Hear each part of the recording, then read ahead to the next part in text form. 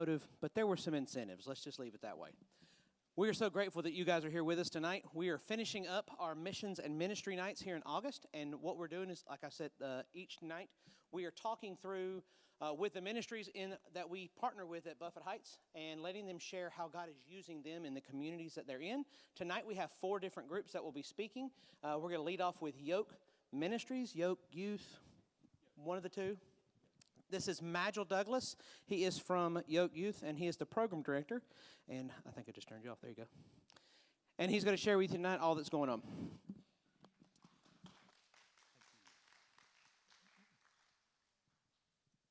Appreciate it. Thank you. Yes, as Jacob said, that I am Magil Douglas. I am the program director for Yoke Youth Ministries.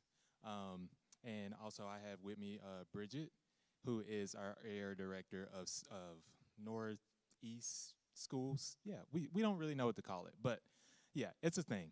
So I just want to take us through. We had God bless us this past year, and so I really want to run through some of the big things. That's not how the PowerPoint looked before, but we're gonna make it work.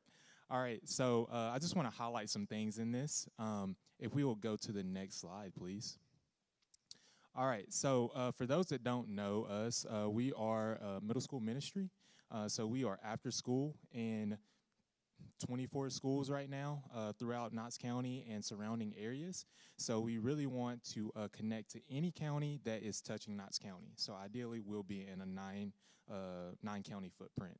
And so we are in the school, sometimes are right after school, sometimes we're in the evening. So really just any way that we can connect with middle school kids and create a safe, fun environment for them, and also, share a little bit about Jesus, which is always the great part about it.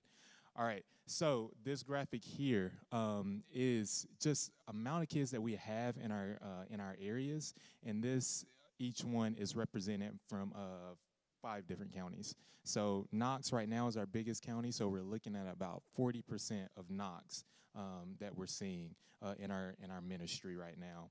And then Jeff and Granger is about almost 30, which is amazing, seeing that we only have like 5 or 6 schools in that area. So that is amazing. God is really working out there.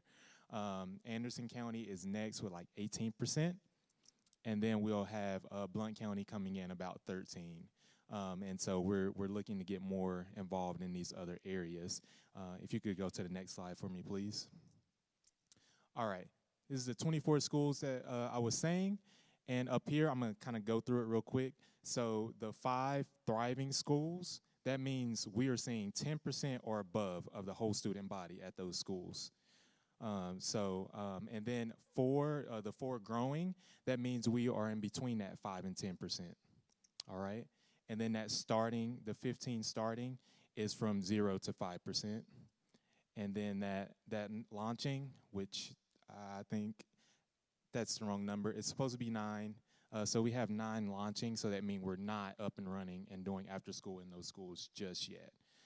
All right, so next slide for me, please. All right, the launching phase. So if any of you guys know anyone in these areas, we will love to connect with you all.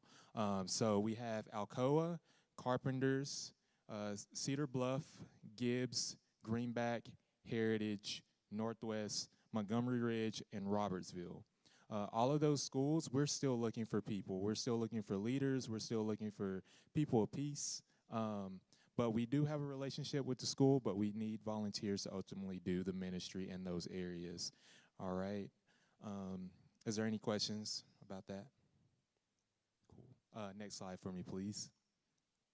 All right, here are the starting up schools.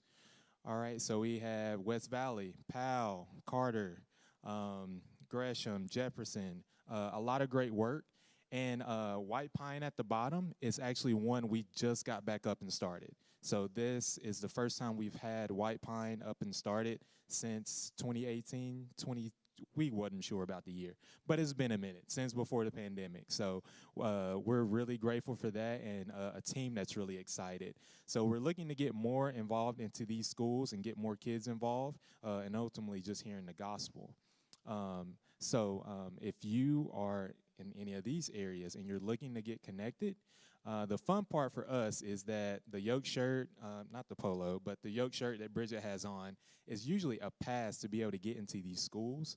And so you can go to basketball games, you can go to lunches. I know it's a little bit harder for church people to just come into the school, but if you want to get to one of these schools and partner with us and to come in and do ministry work, it is always a great way to get in there.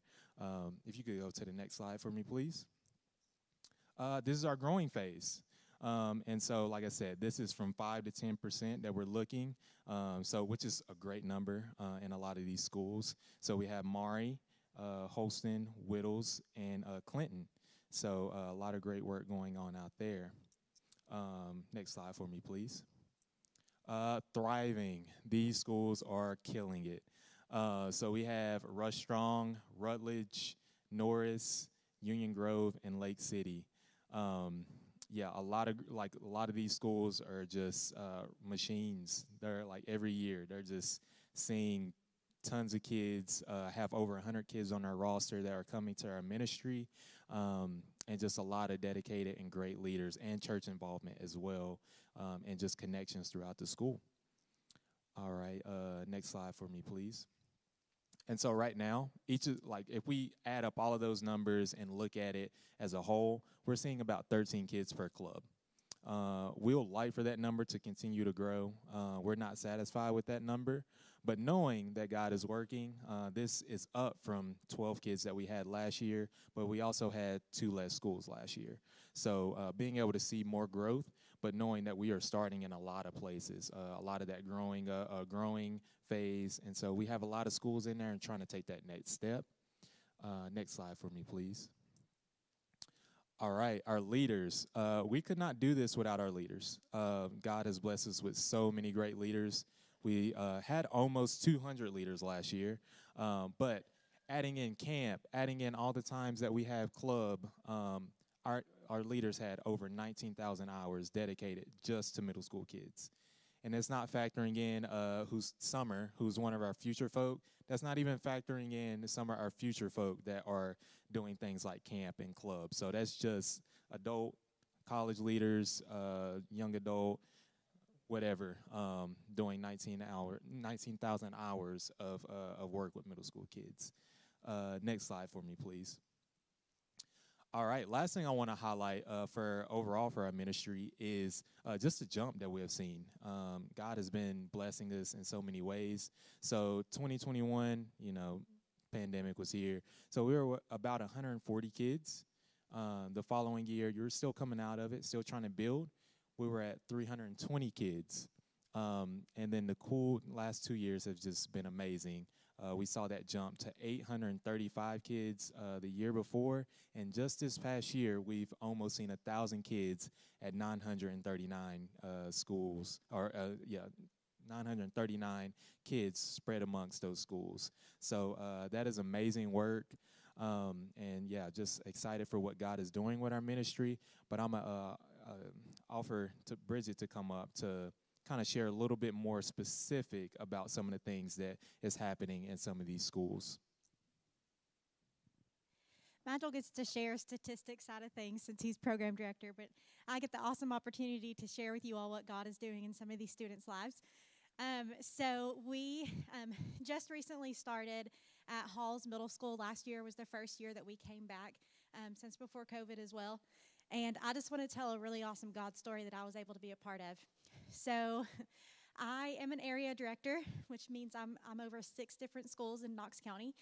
I would love to talk to you about what some of those are. Gibbs is one of my schools, so if any of you all know anybody who would love to come alongside of a middle school student, send them my way. I would love to open back up and be back in the school. But Halls, we need team leaders. What a team leader is that is an adult who wants to pour into our volunteers, hold them accountable, help them become leaders, help them to see their impact that they could make in a middle school student's life, while also coming alongside of them and just making sure that they are where they need to be with Jesus. So praying with them, coming alongside of them, walking beside them. So I needed a team leader for Halls Middle School. I needed a whole team for Halls Middle School. So last summer, I went driving. I went driving up Maynardville Highway, and I said, okay, Lord, I'm just going to pray. So I just prayed. That's what I did. So I came to this church, and I said, Lord, that church right there, if there's anybody from that church right there, I want you to send them to me. I said, I know you can do it. You know, I was like, I just want to be obedient to you working in this community. And I said, you know who needs to be in this ministry. And a couple of weeks later, I was looking for some things to go to with churches, like partner with VBS or Back to School Bash. Also, if you all have any of those opportunities that you would like for us to come and help you all, we are more than happy to come and do that. And so I go on to the Halls community page. There's this church who's having a Back to School Bash, and they're giving away backpacks. So I messaged them and said, hey, I have 9 Square. I would love to come and put that up and tell everybody about Yoke at your church. So they were like, yeah, that sounds awesome. I'll send you the address. The address was that church, the church that I prayed about. I said, Lord, I want you to send me to that church. And when I got there, we were playing. There was a woman there. She had a boot on her foot. She was trying her best to play 9 Square. And she was like, what is Yoke and what are you guys doing? And so I got to share with her what it was. She said, so you're not in Halls Middle School yet? And I said, no, I need a team leader. She said, I'll do it. So she has really made a huge impact in that school and with those leaders. There's several leaders from Johnson University that volunteer there, and there's several leaders from the Halls community who volunteer there. And it's just seeing God work. And they have 13 students that attend regularly. So for the first year that they're there, that's huge, and they're a huge school. They have over 1,000 students that attend that school. So getting to that 10% might be a big jump. But they are faithfully at the school and ministering to the students. And we had one little boy who came to club, and they had been praying for him. And he's sitting in club. They're having a talk. So if you don't know what talk is at club, it's our devotion time. We have a short 5 to 7 minute devotion that we open up scripture and share the Bible with them.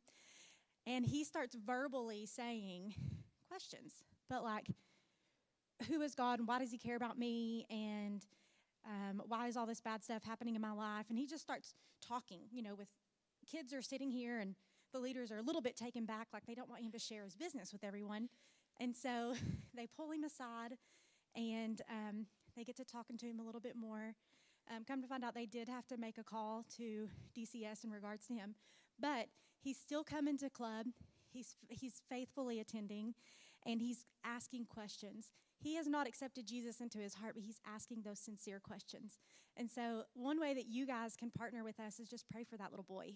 Pray for these volunteers who are in the school each week and just with these kiddos that are going through hard times.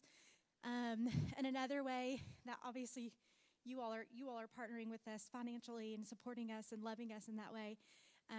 And so if you want to adopt a school, there's several schools around the community that we can, if you want to just buy Mountain Dew for the club, or you want to say, oh, one club, I'm going to provide ice cream for them. That gives the leaders an opportunity just to sit down with the student and have some conversation. And I will say, our oldest volunteer right now is 72, so don't feel like you're limited on your age. But God is doing some awesome work in Yoke, and I would love to share more stories with you all. But I just wanted to share that one that really opened up, oh, God is moving in big ways in this ministry. And so if you all, again, have anybody that you think would be a great volunteer who loves the Lord and wants to share the gospel with some middle school students or even some college-age adults volunteers, please just send them our way. Thank you all so much for supporting us.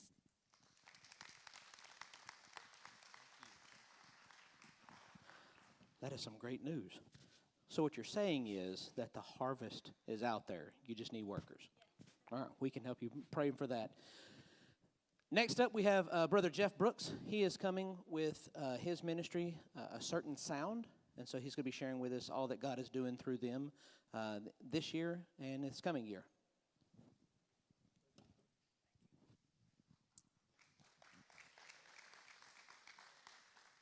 Well, most people clap when I leave rather than when I get here. A certain sound is based on the scripture from 1 Corinthians chapter 14, verse 8, which says in the King James translation, if the trumpet gives an uncertain sound, who will prepare himself for the battle? When we looked at that several years ago, there were a lot of uncertain sounds being blasted out across North America and around the world. Different things being preached. The charismatic movement was going strong.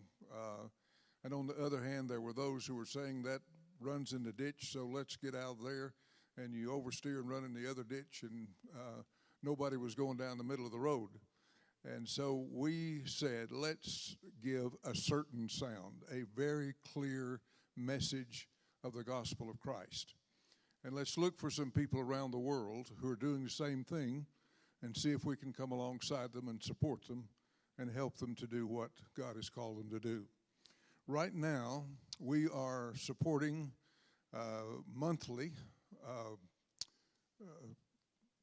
money that is being sent to them as they are having need. Frank Solorzano and two of his sons in Guatemala, and they are doing evangelism and also doing a lot of training of pastors and church leaders and preaching the gospel of revival in Latin America. We are supporting two people in Spain. One of them is Frank Solorzano's daughter, Dulce. She married a young man by the name of Pablo Rodriguez, and they are involved in church planting. A few years ago, Martha and I went over to help them in one of the churches that they had started. They started with about 10 people. They got it up to 100, and there was another preacher that came and joined the church, and they let him become the pastor. They moved on to a place where they are now, the little city called Vic, which is about an hour outside of Barcelona, Spain. They started with 12 people about 3 years ago, and now they have over 100, almost 150. I would ask you to pray for them, and if you can help them in any way, I would appreciate it very much. They had a building that they just overcrowded, and the landowner that they were renting from asked them to leave because there were so many people coming, and there were other people that lived upstairs in this building that they had rented. They moved to another place, and the city shut that down and said, no, you can't meet here anymore. They are currently meeting on Sunday evenings in a Catholic school chapel, of all places, for an evangelical church to meet in a Catholic school chapel.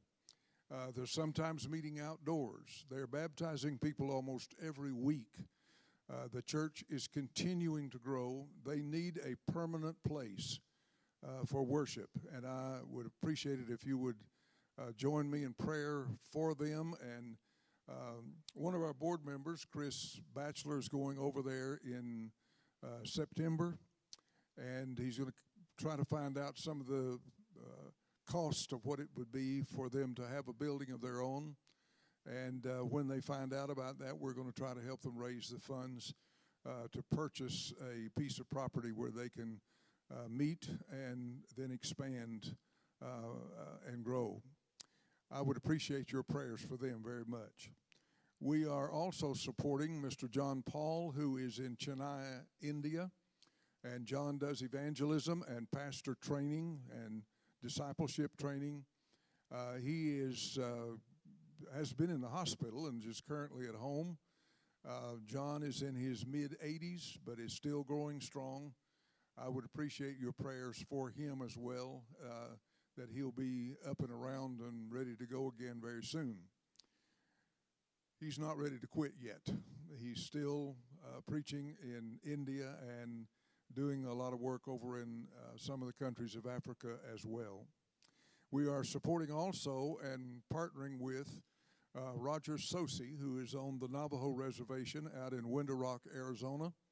And right now, Roger, we're not having to help him a whole lot financially. He is pastoring a church right at the moment. He was in evangelism. He had a tent tent that he was going around having tent revival meetings all over the place, evangelistic crusades. But there was a church that had closed because of several things that had happened. And they asked Roger if he'd come back and get it started again, and he's there, and that church is up and going again. And he's the same age as I am, but he's ready to get out and go in evangelism again if the Lord calls him that way. Our board of directors mainly is out of this church. Pastor Dave is the chairman of our board right now. Glenn Dean's on our board. Daryl DeBusk is on our board. Beth Harkleroad and Amy Rosine. We have two that are outside of this area. One lives down in Dallas, Georgia, Chris Batchelor, and one lives just up off Straw Plains Pike, but goes to the Summit Church in Pigeon Forge, and Harold. Most of the people here know something about a certain sound. If you don't, and you'd like to know something about it, I have some brochures with me, and if you'll just come let me know, I'll give you one. Be glad for you to have it. It gives you a little bit of information about all of the people that are on our board and the people that we're partnering with around the world. We're not a large organization. Right now, we're sending, in the way of grants, out to all of these people around $100,000 a year. Sometimes a little more, sometimes a little less, but somewhere around $100,000 a year. Also, I would appreciate it if you'll pray for Amy Rosine and the group that is going to Guatemala for a medical mission starting in, I believe, the first or second week of October. Several people from the church here are going, and they'll be there for a week ministering to those who need medical care and also sharing the gospel with them as they share the good news of the medicine as also the good news of Christ. So I appreciate everything that you're doing to give and to help us with our ministry. All of the funds that this church gives goes directly into helping these people around the world. And so for that, we're grateful, and thank you so very much. Thank you. God bless you.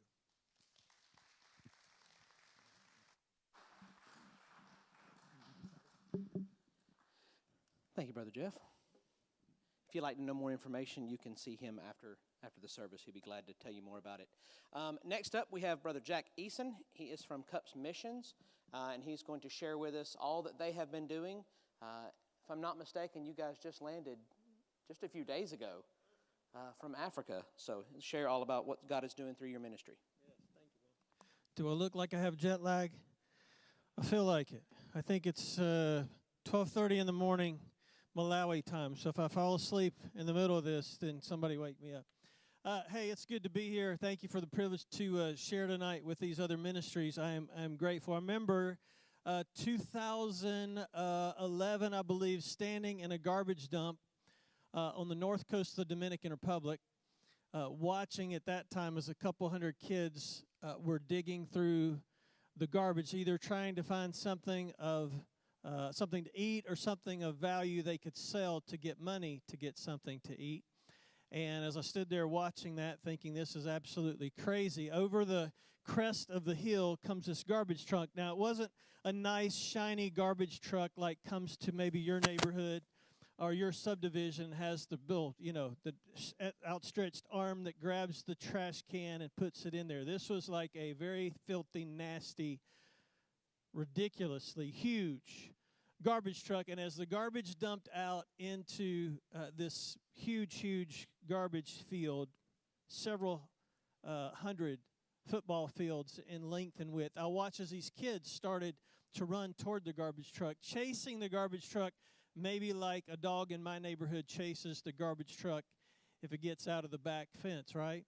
And then I watched as these kids dove into the garbage, looking for something to eat. A friend of mine who's been at this church recently, our founder, Mike Williams, had called me and asked me to come see what he was doing.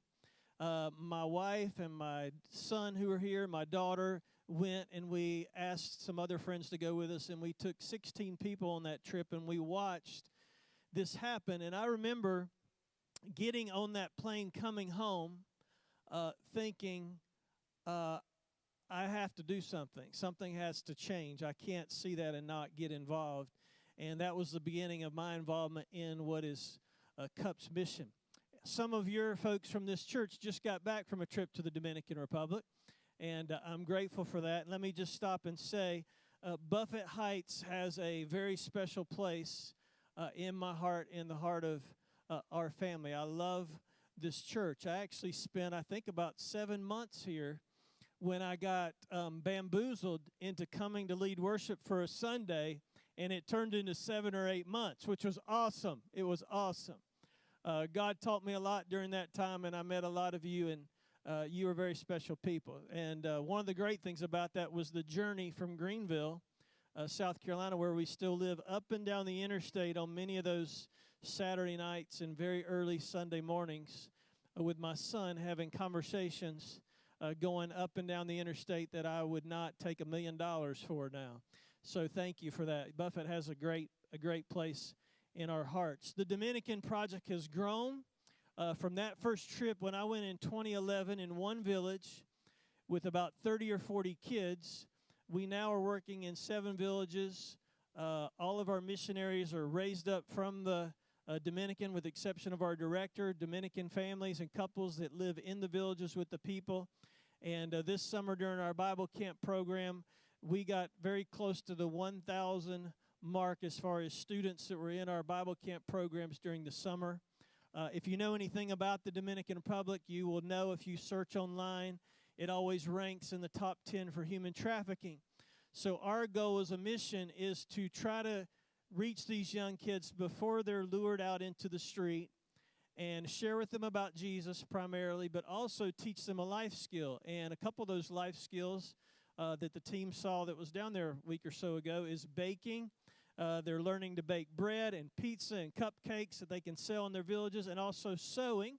And if you're interested in seeing some of the sewing products, I brought some of those with me, and they're in the table out in the front, out in the lobby, because we want to not only give them, we don't want to give them a handout, we want to give them a hand up, and we want to equip them with a life skill. So I want to say thank you for what you have done as a part of that ministry. Not too long after that, I'm getting bamboozled by a lot of people, Pastor Dave. I got bamboozled by a friend of mine, now I say he's a friend, who reached out to me on the internet from Malawi, Africa.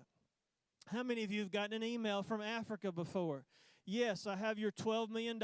Your long-lost uncle passed away, and if you will send me a $500 money order, I will send you your... You gotten that email? That's what I thought it was. And so I ignored this email for many, many months, and finally my wife, whose voice sounds an awful lot like the Holy Spirit sometimes, said to me, you need to answer this guy's email. And so I did, and the next thing I know, I'm on a plane in 2016 to Malawi, Africa, and just returned from there this past Thursday. Have been working there, and we have a mission there now that we've had for 8 years. Malawi's different than Dominican Republic. 50% of the population of Malawi is under the age of 18. So when you're walking around in villages, you don't see people like me because they haven't lived that long. They've passed away because of the AIDS pandemic, or maybe cholera, or maybe dehydration. So you see hundreds and hundreds of kids and maybe a few 20, 30, 40-year-old people walking around with these children. We have 3 main projects that we do in Malawi. One is a medical clinic. Makes sense, right? And if you think you have a long way to the doctor, our doctor that I just talked to last week sees about 200 patients a day. Yeah, 200 a day. And it's for one particular area called the Falambe, which is the district there, of about 20,000 people that live there, that this one doctor tries to take care of with basic health care. I mean, putting a Band-Aid on a cut so it doesn't turn into an infection and they lose a finger. So some basic things like that. We also have a vocational training school there where I got to be a part of the graduation this past week. 137 people graduated, young people graduated, very similar to the Dominican, learning a life skill. Maybe it was carpentry, welding, bricklaying, tailoring. And I was a little bit jealous, just to be honest, because at their graduation, unlike my high school graduation, the parents who attended, or the guardians of these kids, the ones that still had parents alive, got to not only scream out when their child walked across the platform, but they got to rush the stage and do African dancing when their child got the diploma. I feel like I was ripped off. I was told by my principal, no, you can't do that. You must be silent when your student walks across the stage. So I want my money back from high school. But that is Malawi. We are starting a project on the very ground level in Mexico City, Mexico, which is also a hot spot for human trafficking.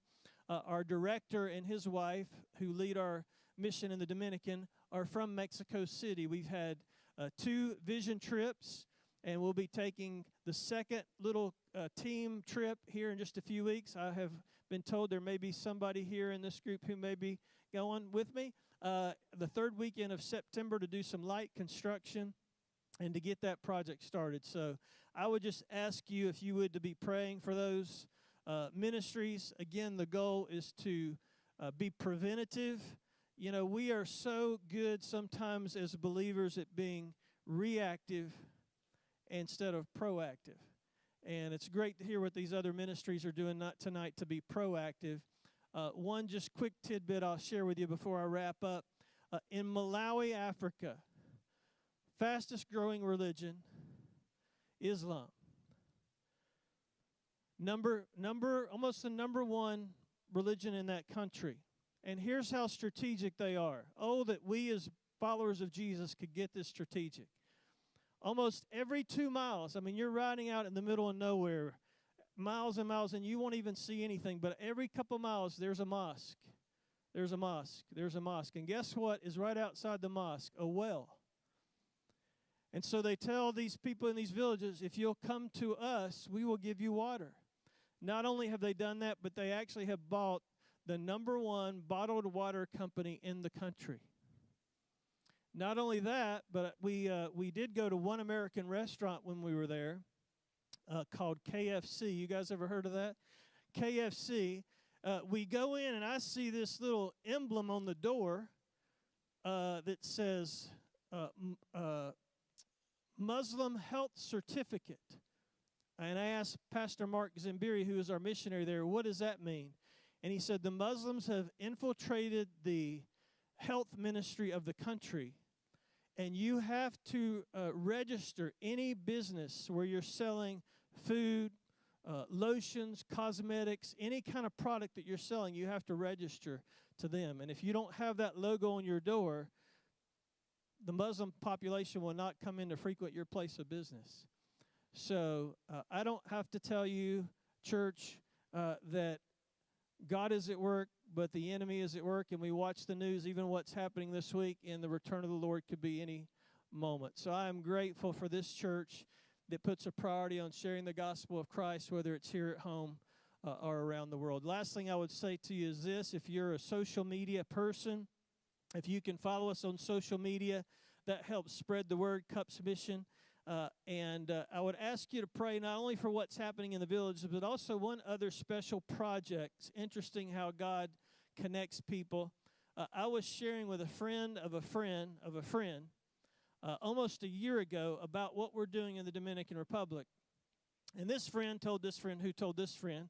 The next thing I know, a guy is talking to me over coffee at a Starbucks in Nashville.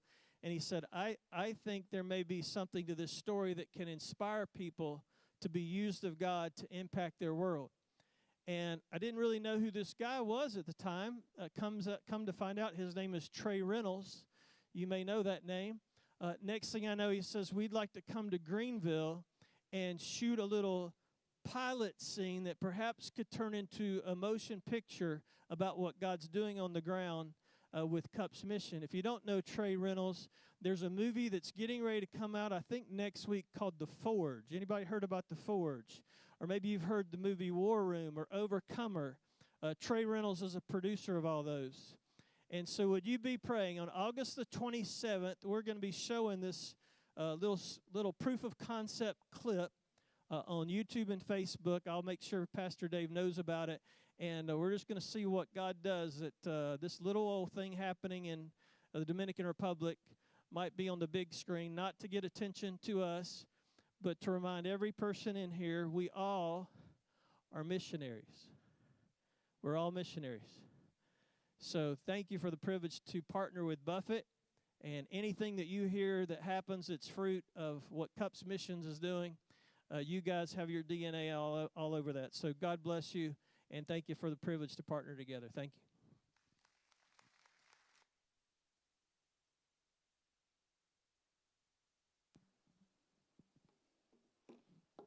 Isn't God good? Amen. I'm going to ask those of you on the DR team who are coming up here to speak tonight to come on up to the stage. Just want to introduce to you the members who went on the trip with us. I have no idea why I'm getting emotional. I'll say this, you can't go and come back the same person. I went. Daryl Brown went. My daughter Allie went. Karis, Katie, Jack, Micah, Roger, Abby went. Abby Rosine went with us as well. We had a phenomenal time.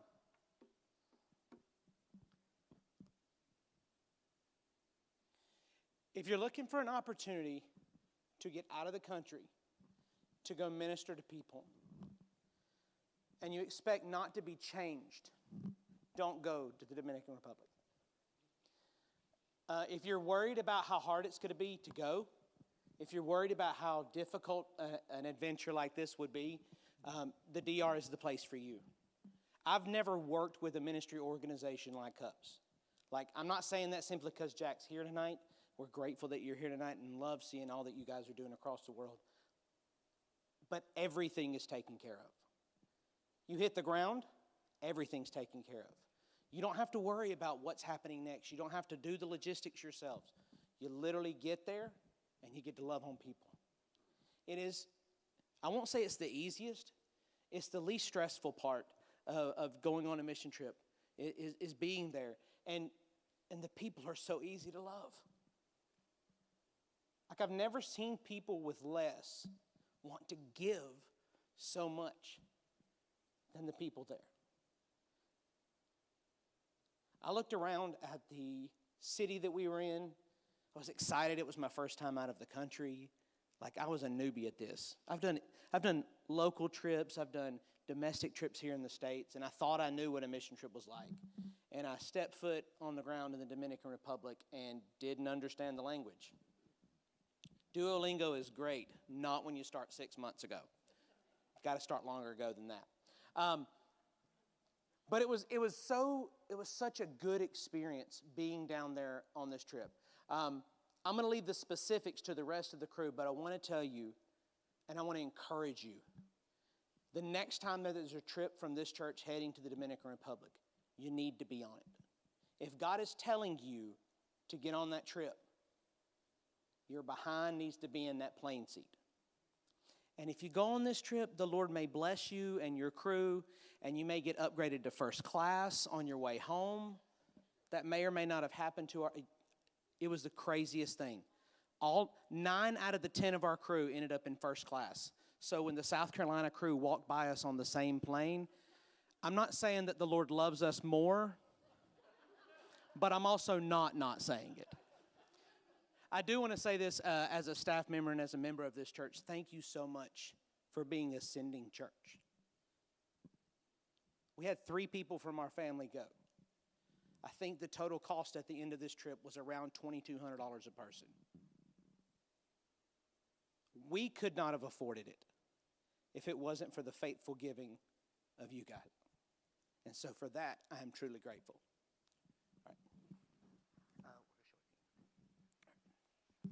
Okay, for those who don't know me, I'm Daryl, and I wasn't sure about this trip. Didn't know if I wanted to go, wasn't sure what that's what God wanted me to do, but we decided we'd do it. I'm a little older than most of trip, except for Roger. Roger got me by a year, so that's good. I've been in missionary trips, but not since I was 17 years old. I went to Mexico 3 or 4 times. We built an orphanage when I was living in Southern California, and that was a regular thing with our church. Hadn't been on a mission trip since. I'm 72. I wasn't sure this is what I wanted to do, or what God wanted me to do. Paul and I prayed about it. We did it. He said, yeah, we can do this. I'm glad I did. I mean, I couldn't believe what I was seeing when we were in those villages, and to realize that in all of my years, the world hasn't changed. It's still, third world is still hand to mouth. They're surviving on things that you just wouldn't believe. The way they're living, the way they have to live, because the world has passed them by. As you see, I'm wearing this nice shirt, which we got. There's a mountain there. And they said, oh, you're going to go climb a mountain. I said, okay, I've been a mountain climber. I've hiked. I've been up to 14,000 foot on backpacks. No big deal. I wasn't 72 when I did that. Hit that trail, and I said, one step at a time. That's all I did. I didn't look up. I didn't want to see where I was going. I just looked at the next step, and I kept going. Got to the point, and somebody up ahead of us said, hey, we're about halfway there. I looked up, and what did I see coming down the hill? This little old woman with a little walking cane, and she's just strutting on down the hill. And I looked at her, and she went by me, and I looked at her, and I asked somebody, how old is she? They said, oh, she's only 103. She does that 3 times a day. That's how she gets to home and back. They have to do that. There's no tram, there's no train, there's no bus. They have to hike up this mountain, and it's a 55-degree incline. Okay? I mean, I didn't think about it. I just put my head down and kept going, one step at a time. Get to the top, and there's 50 kids in there singing songs and having vacation Bible school and just praising the Lord and having a great time, playing basketball. I'm thinking, where did they all come from? You look out across this valley, and it's just the most gorgeous view you'd ever want to see. Green, luscious forest. And there's a hut here, and a hut there, and a hut there. They had to walk the same as we did to get to the top of the mountain to do that. And then they put on the most delicious meal I've ever had in Dominican food, and they provided it for us, and we got to serve them, and then we got to serve ourselves. But the food was delicious. It was worth every step of the walk, believe me. But I got the chance to meet a little girl. She's probably 5 years old, and she sat down next to me, and they gave them a little puzzle that they had to take and glue, put together, and then glue it onto a piece of paper. And the two of us played together, and we put that puzzle together, and she was so excited that she put this 6-piece puzzle together. And it was just amazing. You'll never get over this experience when you see the joy in those kids' faces and the excitement, and they have nothing. They have nothing. I have more clothes in my closet than I should ever have when I look at them and realize what they're living with. So if you ever think about wanting to go on a mission trip, as Jacob said, it wasn't a difficult trip. Our meals were provided for us. We had a nice hotel room. We had all the comforts of home when you're back at the hotel. You get on the bus, you go there, they tell us what we're going to do, they show us where to do it, and you go do it. You go door to door, you talk to them. It's amazing. So if you think you can't do it, you can. If you have even the thought of doing it, get more information on it and pray about it and do it. I'll tell you, you'll never have a better experience. Thank you.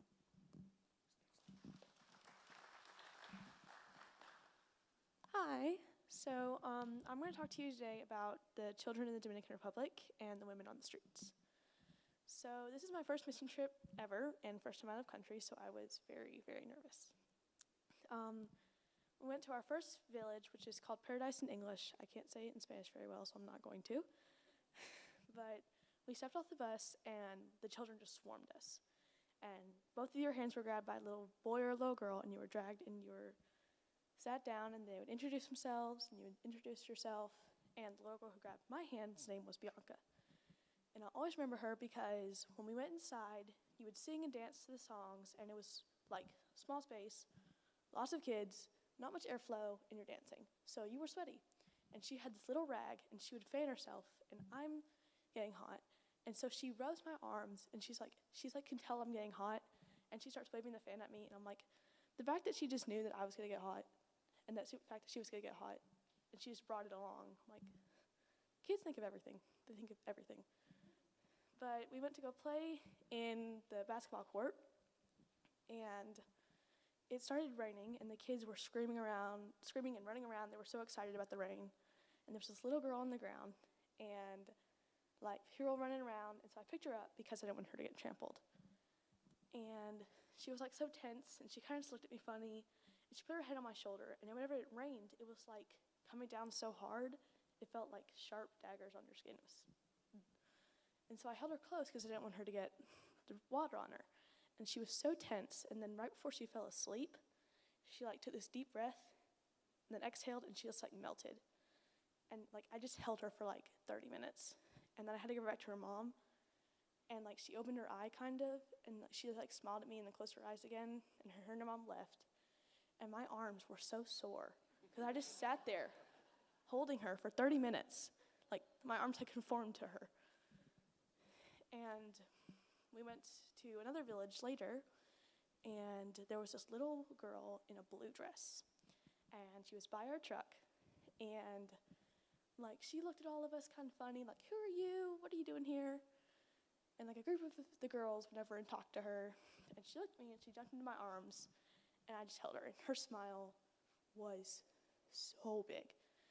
And we went up to the VBS, and I couldn't bring her with me, so I had to leave her there. And as we're walking up to the VBS, it's like this like hill, and at the bottom of the hill, you can hear the kids singing a song called Fuego. It talks about how there's a fire in your heart for the Lord, and they're screaming the lyrics. It sounded like a Taylor Swift concert. It was insane. It was so loud. And you get to there, and they're just singing, they're dancing, and there was this little girl, and in all the pictures that anyone's taken of her, she looks like she's mad at everything. Like, her face is just, like, all the time. And, like, it's not her normal face, I promise, but she took my hands, and she kind of covered her face with her eyes with my hands, and she would start giggling. And then at one point, she tried to make a heart with my hands, and she couldn't do it, so I made it myself. And then she tried to make it with her hands, and her hands are so tiny, she couldn't get her fingers to do it right, so I had to help her. And then I have a heart, and she put her hands, like, inside of my hands. And it was just a heart and then another heart. And I'm like, oh my goodness, it's so cute. And, and we're walking, and after we left, we walked back down, and the little girl who was by the truck was still there. And she saw me, and her face just lit up, and she ran and jumped into my arms. And I'm like, I don't want to leave. And her mom was there, and I asked her what her name was, and her name was La Belle, and I will always remember that. On the drive home, I literally just kept repeating her name so I wouldn't forget it. And then I wrote it in my Bible, and I will never forget her. And the kids were honestly one of the highlights of the trip. But one of the other highlights of the trip was getting to go pray for the women on the streets. So the average age for a girl to be on the streets, or a boy, is about 12. I'm 13 years old. And the fact of that just went, oh my gosh, I might see kids my age on the streets. And in fact, we did. We saw a girl who was probably about 13. She was standing there, and she didn't come over to us, but she kind of stayed near our group. And we got to pray for a bunch of women, and there was this man that we met. His name was Oliver. And I remember him because he said he was a Christian before. And we were asking him, well, why aren't you now? And he told us that, oh, my family's Christian, I'm just not right now. And he wouldn't exactly give us an answer, but he kept saying that, oh, my family's Christian. And so we talked to him, we got to pray over him, and he walked away, and he was selling flowers. And he's just walking away, and his flowers are just, like, petals were falling as he was walking. It was hilarious.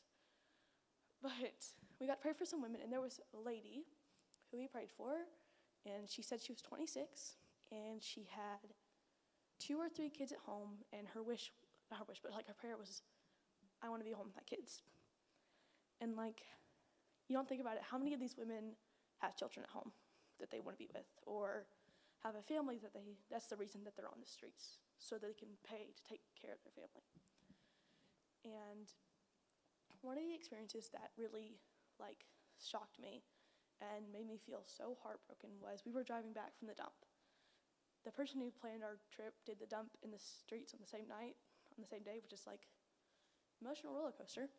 But as we're driving back from the dump, there is this man, and he is holding this little Dominican girl by the arm, and he is dragging her to his car. And the look on her face was of hatred and anger and fear And there was a look that she knew she had to do this for her family. Because if she didn't, they weren't going to get food or they weren't going to get clothes. And just the look of devastation and anguish on her face. And I mean, I'm sitting in a truck. I can't do anything. At the end of the week, I'm going to go home. I'm going to go back to America, and I'm not going to have to deal with that. That's not my life. If circumstances had been different, that might have been my life. And the only thing that you can do in those situations is you can pray, and you can encourage other people to go to the Dominican. That was probably one of the things that made that trip worthwhile, is after you pray for them, after you hold their hand, after you give them a hug, their smile is what's absolutely worth the trip. Who's next?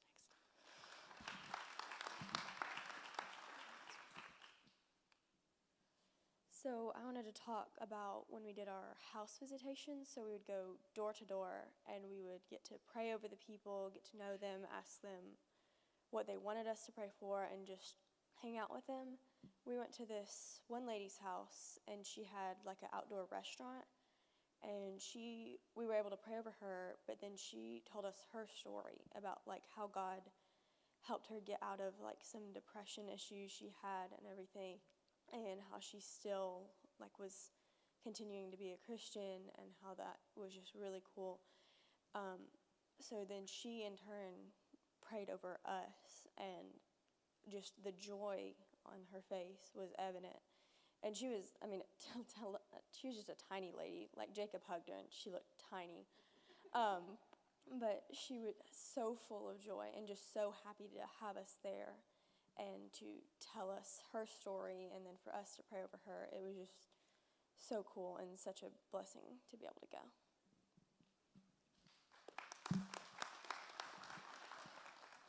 I just want to talk about how thankful I am to be able to go on this trip. Thank you, church, for the finances, the donations, the prayers, especially the prayers. Thank the Lord for the safe travels we had. It was a very, very good trip. I'm thankful for what God did in my heart. I don't know if I left an impact on anybody down there, but I'm sure I had an impact left on me. I'm looking forward to going back. I'm going to Mexico in September with Jack, and I'm beside myself. I don't want to be back here. God's working in my heart in the mission field, and just having that love for people. Jacob said it's such an easy thing just to love the people of the Dominican, but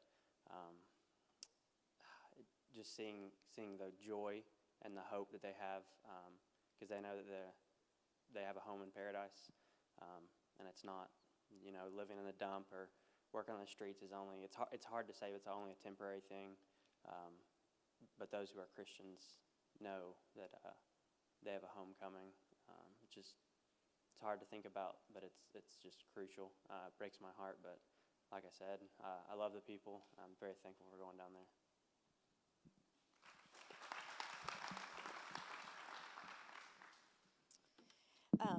So it's always hard when you come back from trips like this to decide what to say, because you see so many things. And this year I was privileged to get to take, I have 3 big babies with me. This was my 7th time out of the country, and this trip wrecked me in a way that others never did.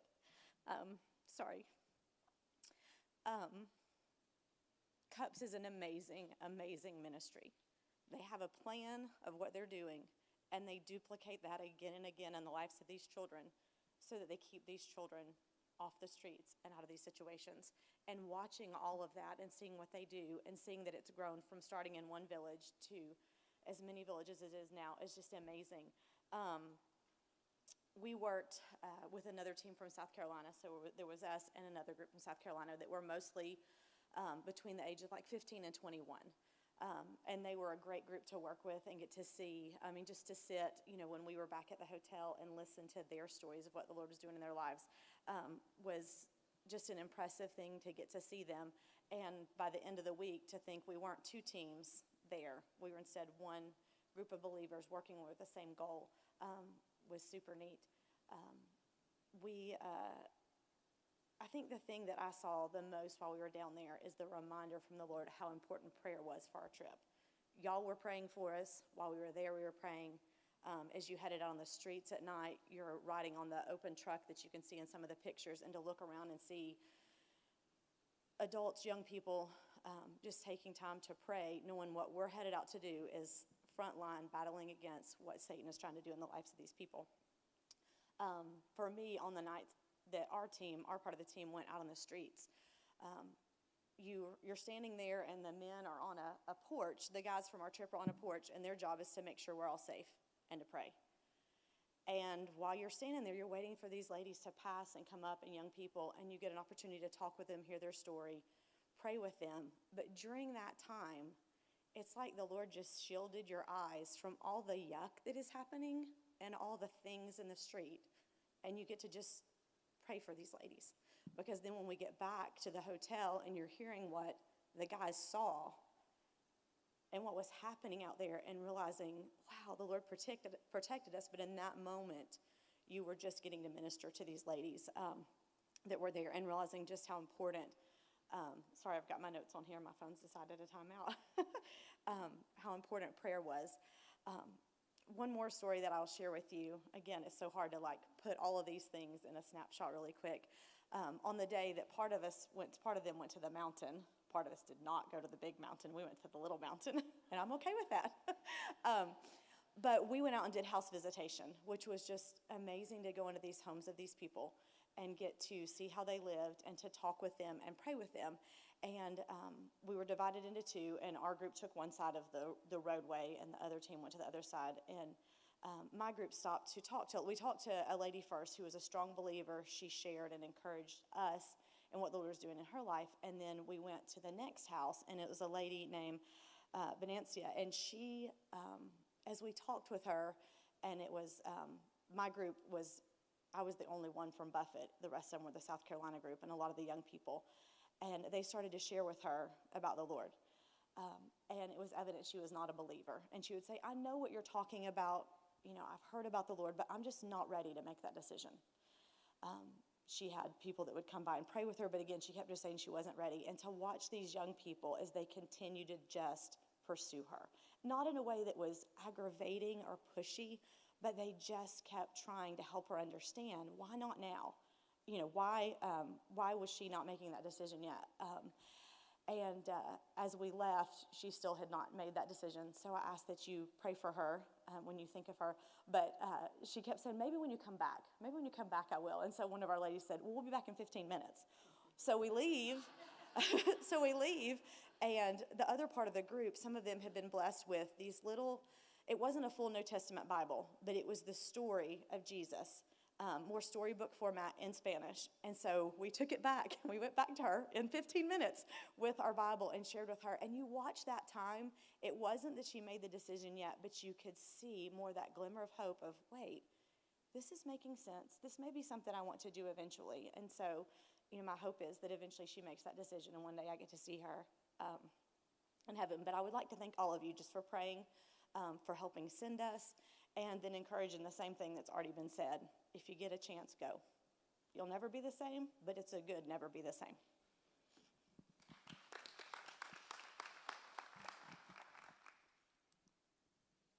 So I had the opportunity last year to go to Dominican. So my prayer this year was that I wouldn't say, well, last year we did this, and just be so focused on what we had done and just see again what the Lord was doing there. And because my husband and daughter were going, I didn't want to get in their way. I wanted them to have their own experience, and I want to put mine on them. So I have a story about a lady that I met last year. And I remember Mike Williams saying, oh, they're going to remember you. No, they didn't remember me, but I remembered them. So when Carrie went to the smaller mountain, which I did that last year, I didn't do the big one last year because I was scared to, but I did this year. There was a lady, and I had told her, I kind of described her a little bit to her. I couldn't remember her name, but I knew I had been praying for her. And she came back, and she's like, you have to talk to Miss Carol. So I went and found the lady from South Carolina group, and her name is Miss Juanita. And I remember because last year, she was able to sit up in her bed, and she had like these cartoon sheets. That's all I can remember, like this sweet old lady in these cartoon sheets. And Miss Carol said when they walked in this year, she was walking around her home, and she was taking care of everyone in her home.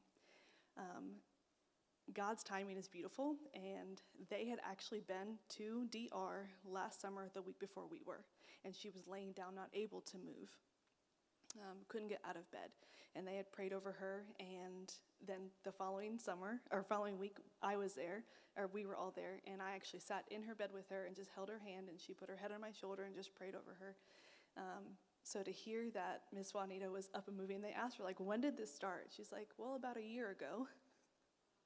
A doctor came through, and he had these shots, and he's been giving her medicine. I don't know what it is, but it's helping her able to up and move and be herself. And that, to me, was just so sweet, because I remembered her and how she was, and to see where she is now was really sweet.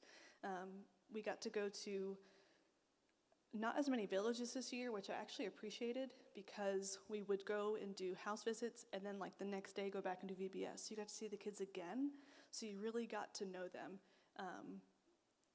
That part was probably the sweetest. We got to go back to New Dawn, which is one of their newer ones.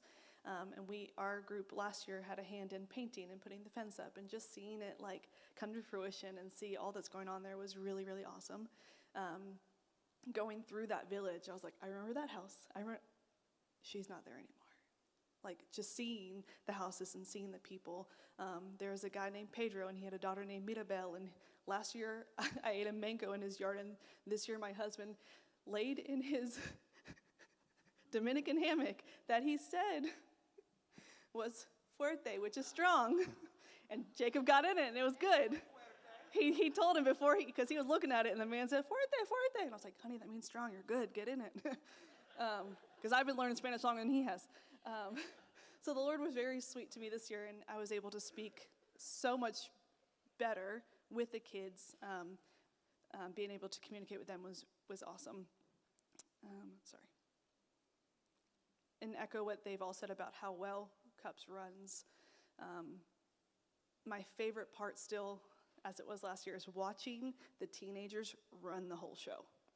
They have these teenagers that they've gone through the program. I call them like the ambassadors of each village, because they get up there, they do the music, they do the skits. You can see that their lives are changed, and they want the people in their village to be changed. I do have a favorite village, and it's La Union, and it is mainly Haitians. I don't know like the exact percentage, but one of our interpreters lives there, and she was saying how more and more Haitians come, and it's right below the garbage dump.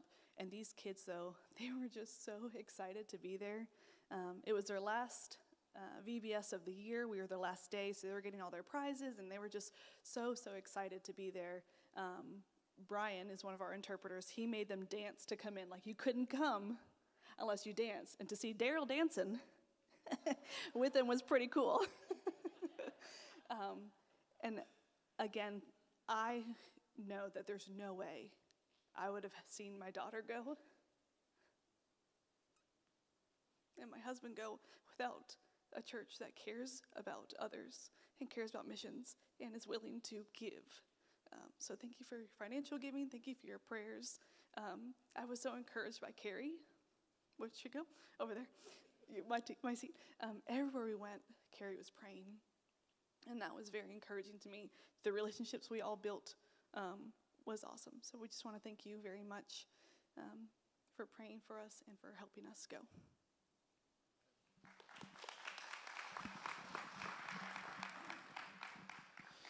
Just a word about the hammock. It was comfortable. I'm sure it had tons of duct tape on it. That's what the yellow stuff is in the picture. It didn't touch the ground when I climbed in it, so that was also comfortable too. And Karis just informed me that we were really tired, so that may have contributed to it feeling good.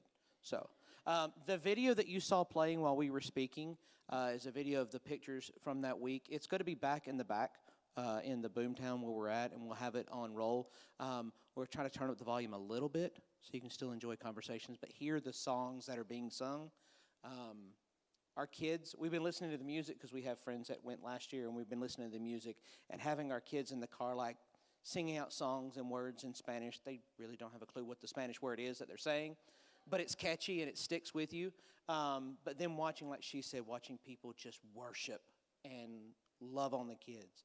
It's just an incredible trip, and I encourage you to go if you get an opportunity. That wraps up our missions and ministry nights. We are so grateful that you guys are here with us this evening. Quick note of instructions. When you leave here, head out the hallway and back into Boomtown, and there will be desserts back in there. Do they need to go ahead and go back there if they brought a dessert to serve it? Are you sure? Do we know? We're going to say no. And I'm going to pray, and then we will be dismissed for the evening. If you have questions for Yoke Ministries as well as Cups or a certain sound, you can see them immediately after this. And we invite you guys to join us back there as well. Father, thank you for this night. Thank you for gathering us together. Thank you for just the ability to serve you. God, you've given us so many opportunities where we're able to see you working in the community that you've placed us in. We're able to see you working in other communities around the world. God, you are still at work. You are still moving. You are still changing lives. And you allow us the opportunity to be part of that. And we are grateful. God, we ask that you bless our fellowship, bless our time together this evening. Help us to be inspired and encouraged that you are still God, you are still good, and you are still in control. Help us to have a longing to serve you and to find more ways to get plugged in and to do the things that are necessary to further your kingdom. There's a world out there, Lord, that needs you. Help us to be the hands and feet that go. We love you, Father, and we thank you for loving us. It's in your Son's holy and precious name we pray. Amen. You guys are dismissed.